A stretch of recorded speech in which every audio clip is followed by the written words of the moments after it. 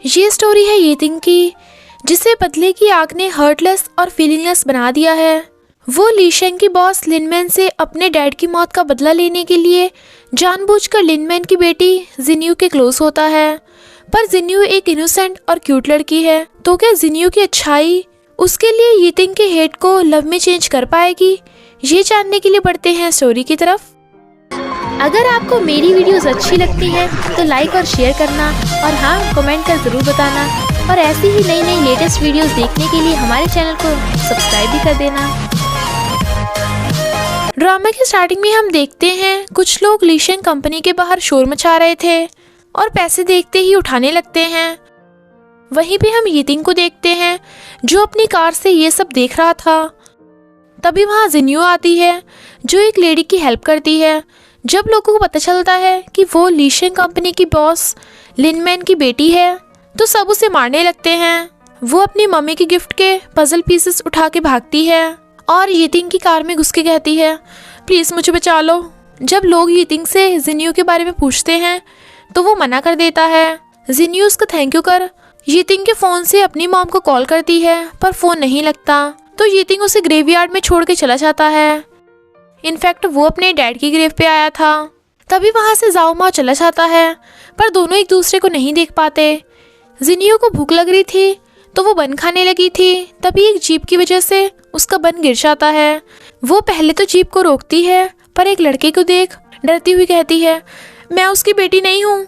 पर जाओ माओ को लगता है कि जिन्यू की ये हालत डोमेस्टिक वायलेंस की वजह से हुई है, इसलिए वो उसे अपनी शर्ट और शूज़ दे देता है और हेल्प के लिए कुछ पैसे देकर चला जाता है।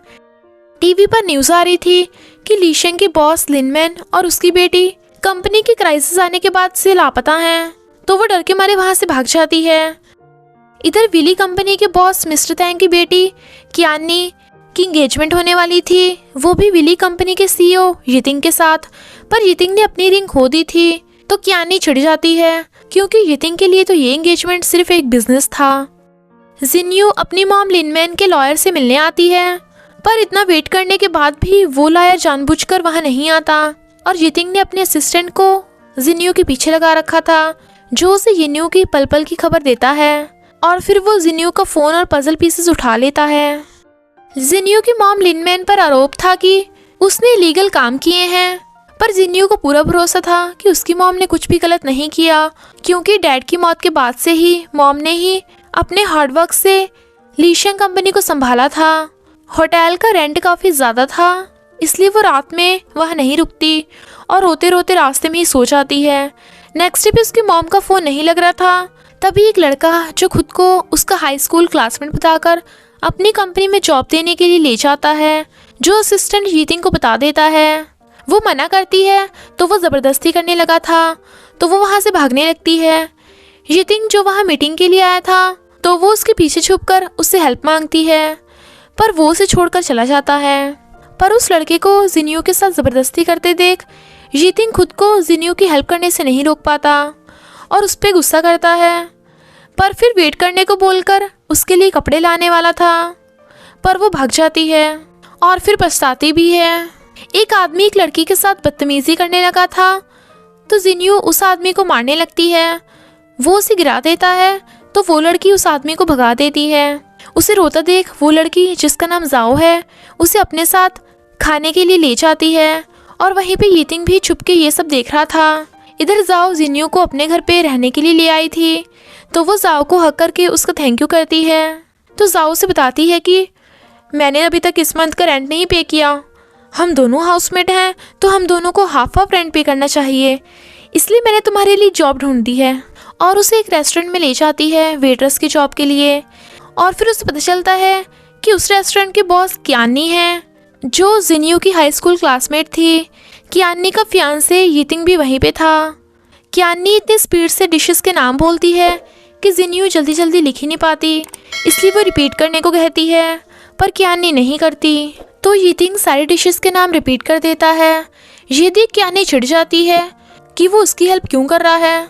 जिन्यू गरम गरम डिशेस सर्व कर रही थी, जिसकी वजह से उससे खाना बिखर जाता है, तो वो जल्दी जल्दी साफ करने लगती है। जब यीतिंग जिन्यू से इंगेजमेंट रिंग मांगता है, पर वो कहती है मैंने तो तुमसे कोई रिंग नहीं ली। इनफैक्ट उस टाइम कार में यितिंग ने एंगेजमेंट रिंग जिन्यू की पॉकेट में डाल दी थी और जब एंगेजमेंट रिंग जिन्यू की पॉकेट से निकलती है तो ये देख क्यानी जिन्यू पे गुस्सा होने लगती है। इनफैक्ट वो हाई स्कूल से ही जिन्यू से चिढ़ती थी कि सब लोग उसकी बजाय जिन्यू को ज़्यादा लाइक करते हैं। जब वो डैड को शिकायत करती थी तो डैड भी उसे चुप करा देते थे क्योंकि मिस्टर तैंग जिन्यू की मॉम लिनमैन के साथ बिजनेस पार्टनर था। क्यानी इस बात से सबसे ज़्यादा चिढ़ती थी जब जिन्यू पलकें झपकती हुई क्यूट एक्ट करती है, पर वो कहती है मैं जानबूझकर पलक नहीं झपकती, ये अपने आप हो रही हैं। इनफैक्ट ये सब यितिंग का प्लान था लिनमैन को ढूंढने के लिए क्योंकि लिनमैन की वजह से ही उसके डैड की मौत हो गई थी और वो देखता है कि जिन्यू डॉग से डरती है। जिन्यू के पास एक ही कपड़े थे तो जाओ उसे अपने कपड़े दे देती है, पर जिन्यू को तो अपनी मॉम की चिंता थी कि पता नहीं वो कहाँ है और किस हालत में है।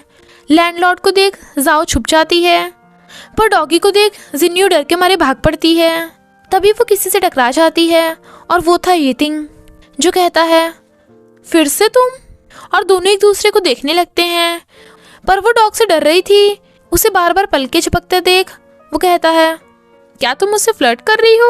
वो दूर हो सॉरी कहती है, मैं जानबूझकर पलक नहीं झपकती, ये अपने आप हो रही हैं।